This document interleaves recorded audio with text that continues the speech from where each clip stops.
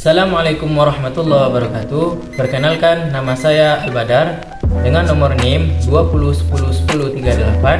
Saya dari kelas MPS 20 EHP dengan dosen pengampu Ustaz Muhammad Dimas Anugrah MSI.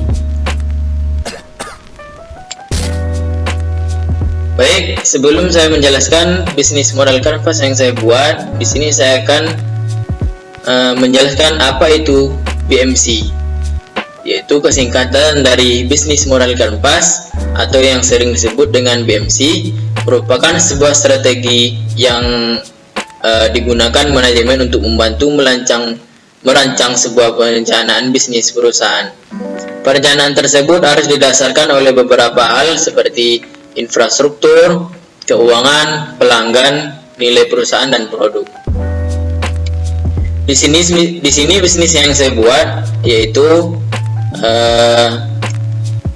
bisnis biji kemiri. Sebelum saya memasuki tentang bisnis saya buat, ini saya akan menjelaskan bagaimana cara mengaplikasikan bisnis modal kanvas itu. Yang pertama, seperti yang ada di dalam video, yaitu customer segment. Apa itu? Yaitu ke siapa produk kita yang dituju. Dan yang kedua, value proposition, yaitu keunggulan dari produk kita itu apa. Dan yang ketiga, channel atau cara kita menjual bisnis kita itu seperti apa. Dan yang keempat, customer relationship, yaitu bagaimana cara mengikat pelanggan. Yang kelima, revenue streams, yaitu bagaimana cara mendapatkan pendapatan. Dan yang keenam, key activities, yaitu langkah-langkah untuk hasilkan produk.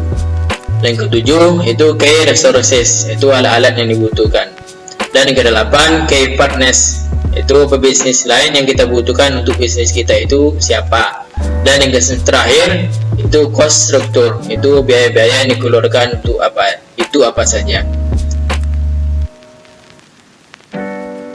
Untuk customer segment dari bisnis saya, yaitu yang pertama apotek, karena dari biji kemiri tersebut bisa diolah menjadi minyak yang untuk menjadi obat dari kesehatan dari tubuh kita, seperti diare atau untuk kulit atau dan lain sebagainya. Yang kedua, barbershop, yaitu seperti untuk rambut, sama dengan salon. Dan yang terakhir itu pabrik pengolahan biji kemiri.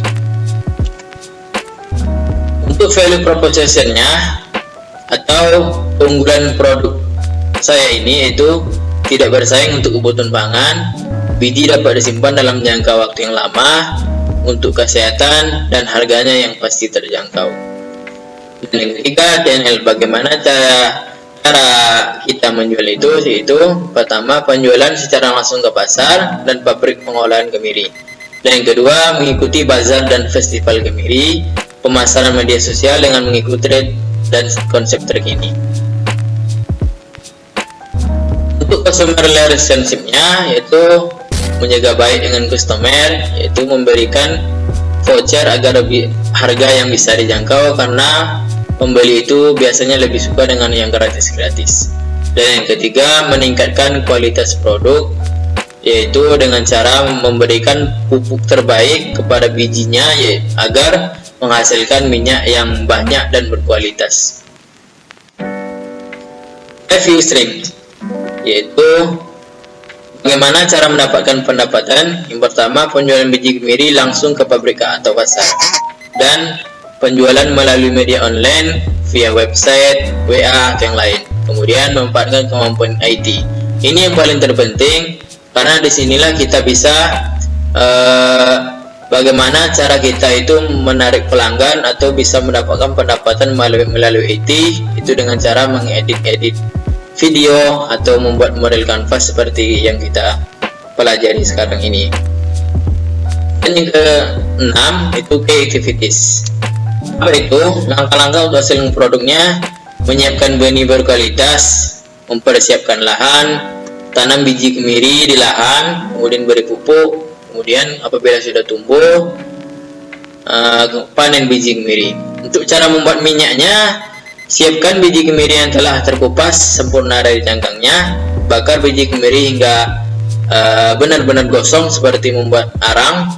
Kemudian setelah biji kemiri itu gosong, lanjutkan dengan memblender biji kemiri hingga keluar minyaknya. Kemudian masukkan minyak kemiri dalam wadah tertutup. Erasers, yaitu alat-alat yang